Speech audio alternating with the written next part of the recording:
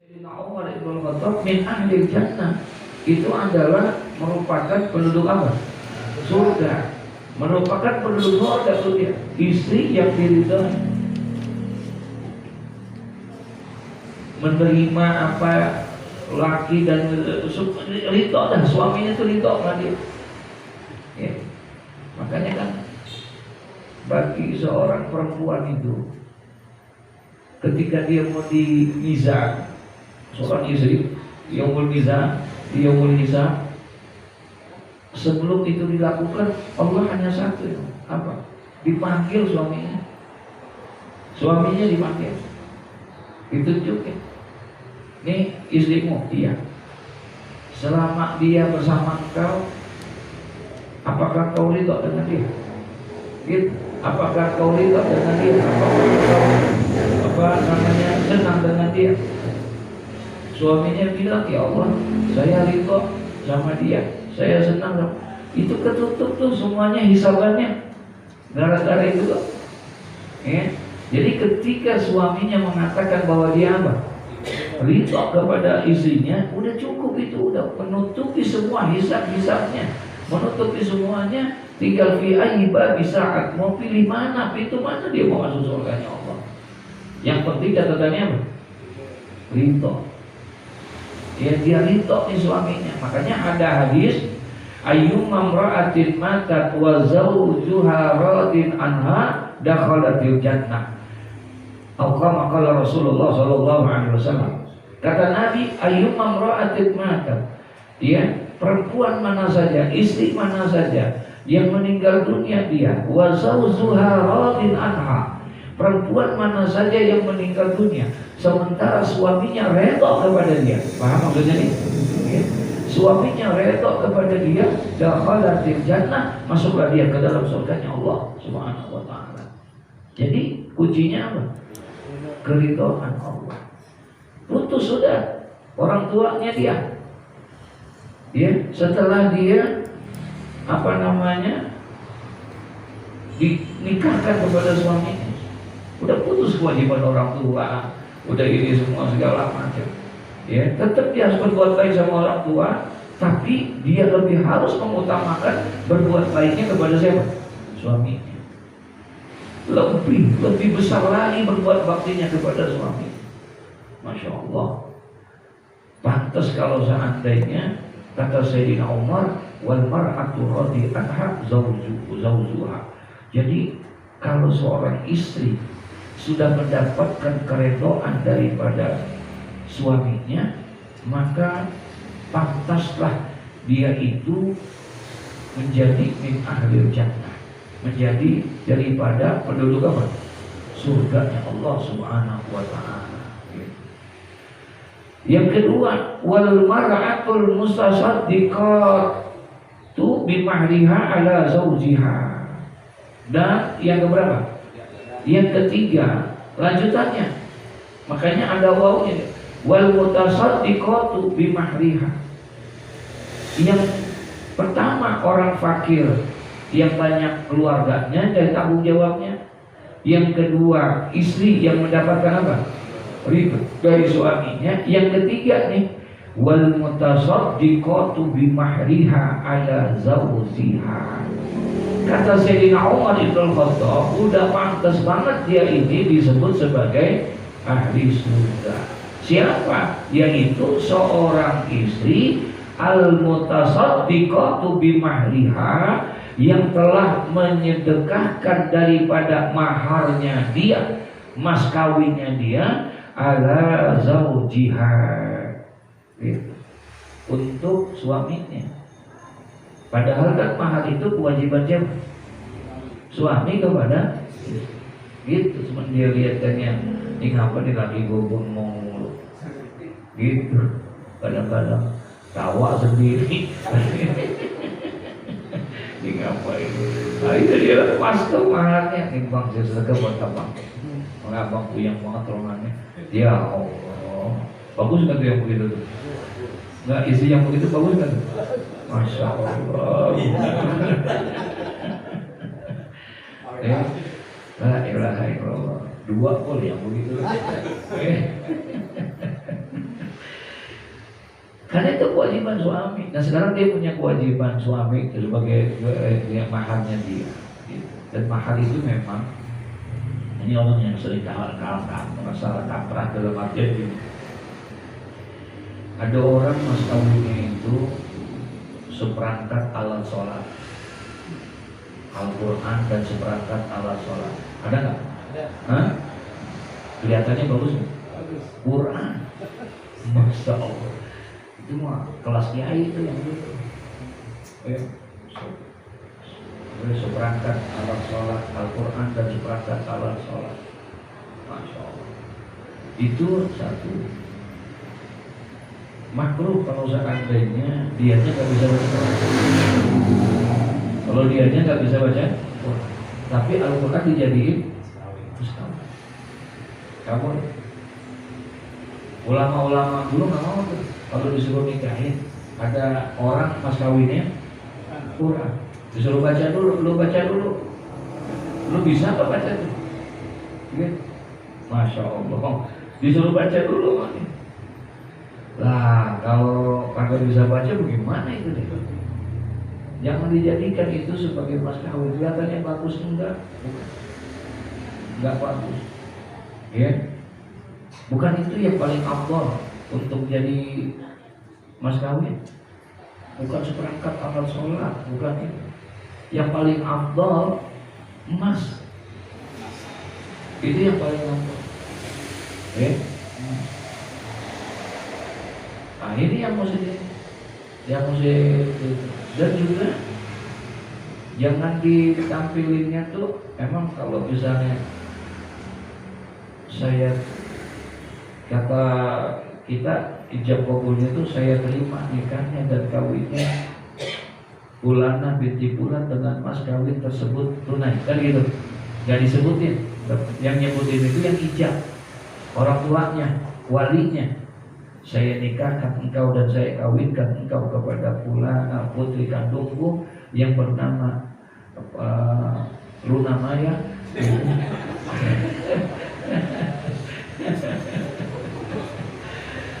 dengan emas 150 gram, dengan emas 200 gram. Ya. Bagus gak tuh? Hah? Enggak. Iya. Kenapa? Malah justru katanya menimbulkan kemakruhan kalau dengan nilai yang tinggi.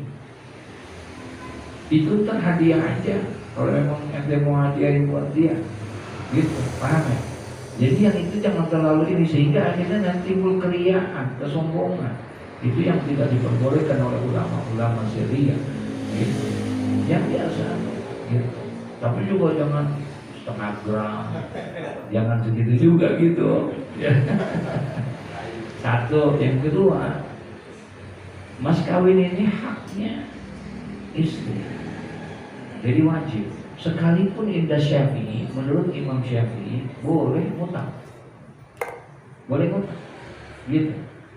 Saya nikahkan dan saya kawinkan engkau dengan putri saya, putri Bulana binti Bulan dengan mas kawin 30 gram dibayar mutang. Gitu. Itu boleh, sah itu kawinnya. Cuma istri boleh nolak. Jadi ketika malam pertama, gitu, bayar dulu bang. Gitu.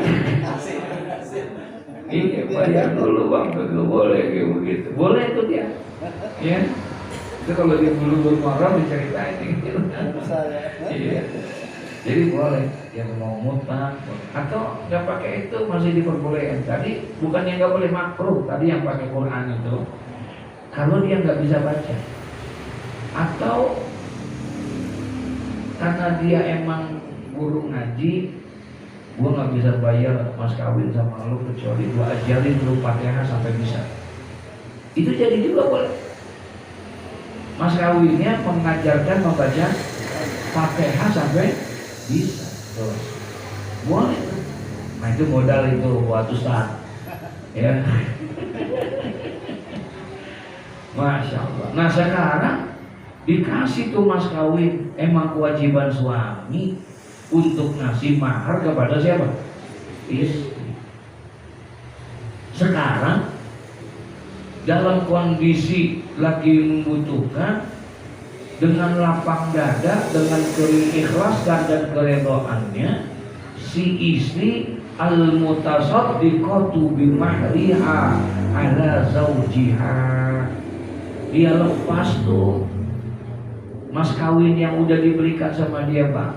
Ini dah, Bang, disedekahin kepada suaminya, ya, itu untuk membantu daripada suaminya. Masya Allah, kata Sayyidina Umar bin Khattab, mereka itu adalah min ahlil jannah.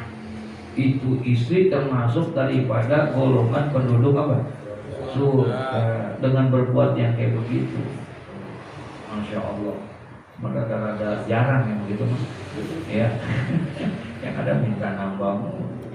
Nah, wasyaksu radhi anhu abawahu wa ta'ibu minaz zambi. Kemudian yang keempat, siapa? Dan kedua orang tuanya, ar-radhi anhu abawahu. Yang keempat, seseorang yang redha kepada dia, siapa? Abawahu, artinya orang yang diridhoi oleh orang tuanya, maka dia akan termasuk daripada golongan apa? Min ahlil jannah. Cari keredoan orang tua kita daripada itu, ya. Itu sumber keredoan itu, sumber keberkahan hidup itu ada di situ. Nah, yang kelima kata Sayyidina Umar, yang layak dan pantas dia masuk ke dalam apa? Surganya Allah Subhanahu wa taala adalah wataibu minaz zambi, orang yang bertobat kepada Allah Subhanahu wa taala daripada dosanya, ya, tuh, Masya Allah. Tobat daripada dosa. Ruhiya annahu sallallahu alaihi wasallam qala at-taibu minaz zambi kaman la zambalahu. Ya, rawahul Baihaqi. Sebagaimana sabda Nabi sallallahu alaihi wasallam, bersabda Nabi Muhammad, at-taibu minaz zambi, at-taib isim fa'il. Jadi artinya orang yang bertobat. Orang yang bertobat itu, orang yang bertobat minaz zambi, daripada dosanya itu, kaman la zambalahu, seperti orang yang tidak mempunyai dosa. Artinya diampuni dosanya dengan sebab apa? Tobatnya kepada Allah Subhanahu wa taala, ya. Itu. Jadi di sana wa ruwiya annahu sallallahu alaihi wasallam qala, dan diriwayatkan bahwasanya Nabi sallallahu alaihi wasallam bersabda, apa kata Nabi Muhammad? Kullu bani adama khata'un wa khairul khata'ina at-tawwabun. Rawahul Imam Ahmad wa Tirmidzi radhiyallahu anhu. Jadi bersabda Nabi sallallahu alaihi wasallam, kullu bani Adam, semua anak keturunan Adam. Maksudnya siapa? Manusia. Ya. Kullu bani Adam, semua anak keturunan Adam alaihi salatu wassalam, yakni semua manusia, khata'un, ya, melakukan kesalahan. Enggak ada yang tidak ada yang melakukan kesalahan. Semua melakukan kesalahan. Ya. Bahkan al-insan mahalul khot wan nisyan. Manusia itu adalah tempatnya salah dan juga tempatnya lupa. Gitu. Itu manusia emang tempatnya kita. Malam nangis nih kita, bertobat sama Allah. Malam kita tahajud nangis. Besok, masya Allah, pagi bangun ada aja tuh. Ya kita ini, walaupun maksiat zahir kita nggak kerjain, maksiat batin, betul ya? Itu kita tuh, masya Allah, masya Allah.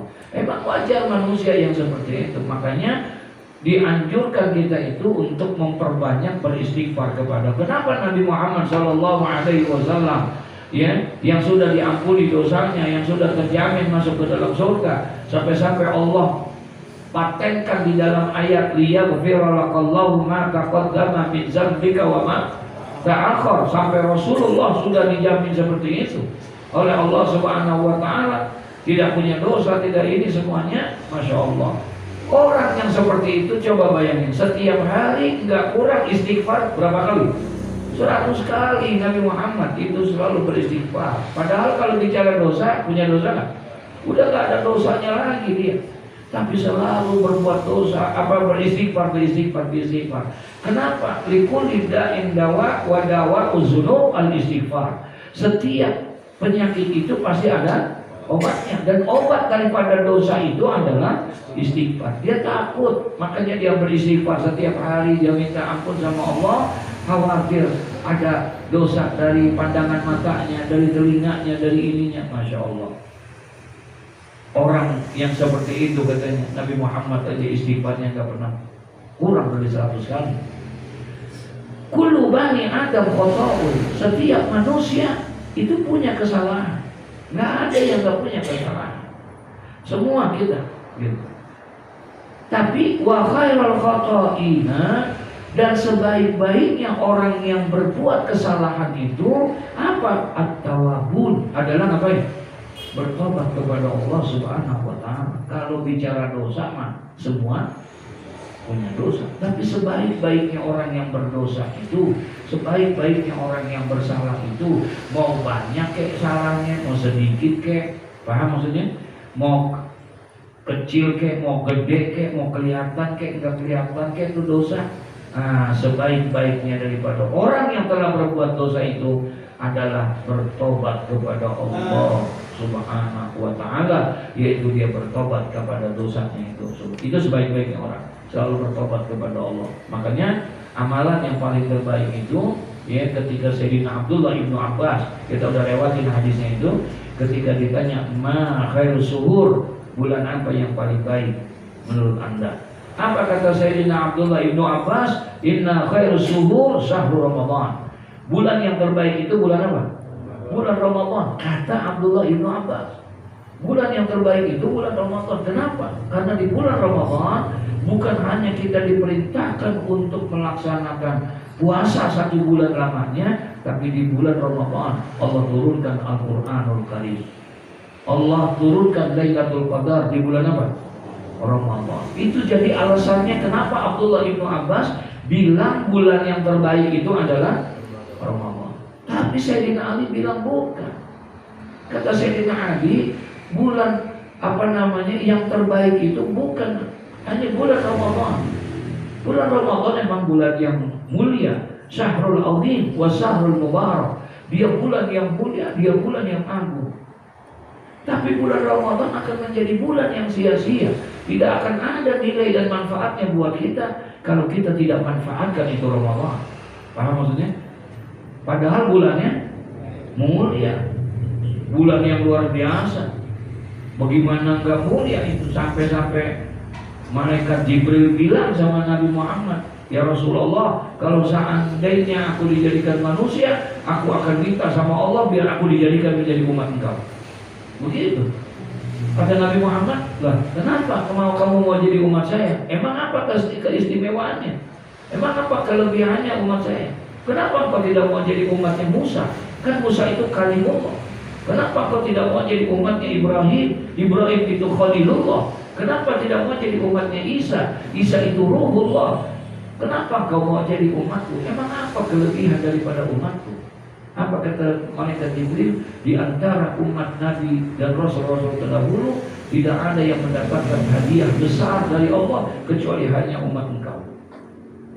Dengan sebab hadiah itu umat engkau akan diampuni dosa-dosanya oleh Allah, dan itu tidak diberikan oleh Allah kecuali kepada umat engkau. Ditanya malah Nabi Muhammad, apa hadiah yang Allah berikan buat umatku? Syahrul Ramadan, bulan Ramadan. Jadi bulan Ramadan ini bulan yang hebat kan? Bulan yang luar biasa. Tapi dia akan menjadi bulan yang sia-sia, bulan yang tidak ada nilainya buat kita nih, kalau kita tidak manfaatkan Ramadan itu dengan sebaik-baiknya. Paham maksudnya? Orang puasa kita nggak puasa, orang terawih kita nggak terawih. Yang seharusnya meningkatkan amal kebaikan kita, malah kita nggak mau. Maka kata Sayyidina Ali bin Abi Thalib, bukan Ramadan bulan yang terbaik. Bulan Ramadan kalau ente nggak manfaatin, Rasulullah udah katakan apa kata Nabi? Ralima anfu rajulin dakhala alaihi Ramadan summan salaqa qabla ayyughfira lahu. Manusia yang paling hina di hadapan Allah, manusia yang paling sial di hadapan Allah siapa? Adalah manusia yang apabila telah datang kepada dia bulan Ramadan, tapi dia tidak manfaatkan Ramadan itu dengan sebaik-baiknya, sampai akhir Ramadan habis, meninggalkan dia. Paham maksudnya? Datang dari tanggal 1 sampai tanggal 30 dia tidak manfaat. Itulah orang yang paling rugi dan orang yang paling hina di hadapan Allah, karena tidak memanfaatkan Ramadan. Makanya kata Sayyidina Ali, bukan itu. Ramadan insya Allah jadi yang terbaik, Rajab akan jadi yang terbaik. Ma tatawbu fihi ilallahi taubatan nasuha.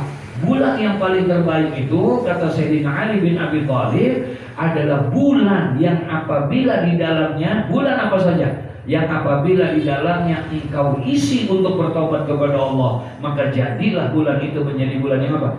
Terbaik buat kita. Bulan apa saja, mau Rabiul Awal ke, mau Rajab ke, mau bulan apa saja, dia akan jadi bulan yang terbaik manakala engkau mampu untuk mengisi bulan itu dengan bertaubat kepada Allah Subhanahu wa taala. Ya, insya Allah itu yang paling terbaik. Apalagi bulan Ramadan kita isi dengan bertaubat, maka akan menjadi bulan yang apa?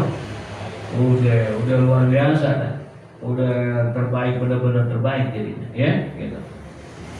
Nah, itu maksudnya. Jadi sebaik-baiknya orang yang bersalah adalah bertobat kepada Allah. Insya wa ruwiya annahu sallallahu alaihi wasallam qala Allah afrahu bi taubatit ta'ibi minaz zam'ani al-waridi wa minal mu'aqimi al-walidi wa minal dhalil wajidi faman taba ila Allahi taubatan nasuha ansallahu hafidhihi wa jawarihi wa biqa'il ardi kullaha khatayahu wa zunubahu. Masyaallah. Kata Nabi Muhammad, qala, bersabda Nabi Rasulullah sallallahu alaihi wasallam, Allahu afrahu. Allah itu afrahu, farah itu gembira. Afrahu itu sangat gembira. Allah itu sangat gembira. Allah itu sangat senang kepada siapa? Bitaubatit taibi, dengan taubatnya orang yang bertobat. Jadi Allah sangat senang sama orang yang apa? Bertobat, ya. Allah sangat senang kepada orang yang bertobat, ya, min zam'anil walidi, dibandingkan dengan senangnya orang yang al-waridi, yaitu orang yang mendapatkan minum daripada orang yang haus. Ada orang di tengah-tengah padang pasir, atau kita lagi jalan lagi panas-panasnya gitu, mau cari air nggak ada, warung nggak ada, ini nggak ada, tiba-tiba ada orang yang ngasih air. Kira-kira seneng nggak? Gembiranya kayak apa tuh kita? Ya Allah, makasih ya lu udah tolongin gua ini makasih banget, gua nggak bakalan lupain tuh. Tuh kegembiraan kita yang kayak begitu tuh masih kalah dengan gembiranya Allah ketika melihat ada orang yang bertobat kepada Allah. Betapa Allah gembiranya luar biasa, senangnya luar biasa dengan orang yang apa? Bertobat. Wa minal aqimil walidi, termasuk orang yang dibandingkan dengan orang yang al-aqim itu yang susah melahirkan, mandul, kemudian dapat anak. Kira-kira bagaimana?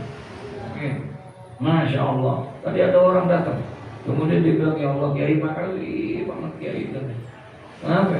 Dia maaf keharusan ini, udah lama gak punya anak, udah 10 tahun. Waktu itu datang ke rumah gini udah. Dan saya bilang ini dari guru saya gitu. Kemudian hamil dari segala macam. Kira-kira girang kan? Masya Allah, girangnya kayak apa tuh dia? Maka dia datang, dia bilang girangnya luar biasa ini itu, makasih dia segala macam. Tuh kegirangannya itu kalah dengan girangnya Allah. Ya, melihat ada seorang hamba yang netesin air mata karena bertobat kepada Allah. Paham? Allah lebih senang daripada orang yang seperti itu. Padahal itu ibu yang punya anak, dia mau hamil kayak begitu, girangnya kayak apa tahu itu. Ya, Masya Allah. Wa minadh dhalil wajidi, kemudian orang lebih gembira daripada orang yang tersesat kemudian dapat ketemu alamatnya, udah muter-muter 1 hari setengah Udah kalau ketemu itu Google Map dikit-dikit salah, bagus. Tahu-tahu dia dapat, kira nggak? Nah, kalah girangnya sama dengan girangnya Allah. Afrahu bitaubatil taibi. Allah lebih senang, Allah lebih gembira dengan taubatnya seorang hamba, melebihi dari taubat, dari senangnya itu semua. Masya Allah, ya. Nah, kemudian faman taba ilallah, barang siapa yang bertobat kepada Allah dengan taubatan nasuha. Garis bawah ini, waman taba, barang siapa yang bertobat kepada Allah, ya, ilallah, kepada Allah, taubatan nasuha, dengan taubat yang sebenar-benarnya. Apa? Ansallahu hafizihi, maka Allah subhanahu wa ta'ala Allah akan membuatkan lupa. Siapa? Al-hafizihi, hafizihi, malaikat penjaga, ya, yang memang ditugaskan pengawas itu untuk mencatat-catat daripada kesalahan-kesalahan hambanya. Paham tuh?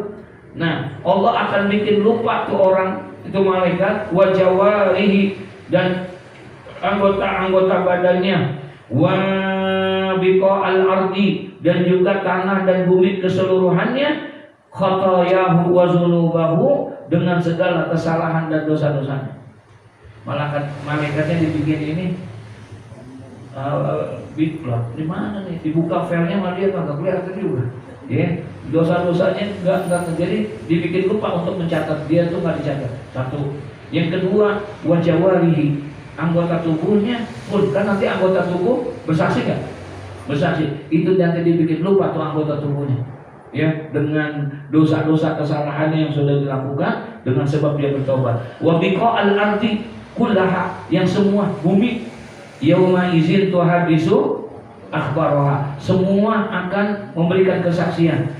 Jalanan-jalanan yang pernah kita lewati semuanya dia akan bersaksi di hadapan Allah Subhanahu wa taala. Tapi pada saat itu semuanya ansa Allahu hafizihi, Allah akan bikin lupa tuh semua. Bumi enggak bersaksi, anggota tubuhnya enggak bersaksi, semua enggak bersaksi, terhapus semuanya. Dengan sebab apa? Bertobat kepada Allah dengan taubatan nasuha. Tuh, makanya dibilangnya faman taba, ya, ilallahi taubatan nasuha. Ada fa-nya kan? Faman, fa-nya tuh fa fasihah.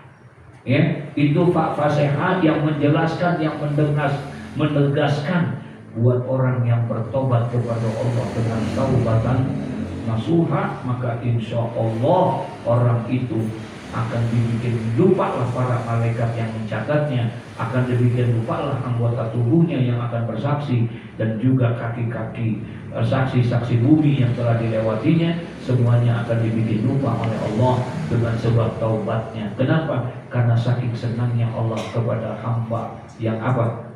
Yang bertobat kepada Allah. Insya Allah. Rawahu Abdul Abbas, ya. Wal maqalatu sadisatu ila akhiri, wallahu a'lam bisawab. Masya Allah. Mudah-mudahan kita termasuk dari 5 golongan yang telah digambarkan oleh Sayyidina Umar ibn Khattab. Amin ya rabbal alamin.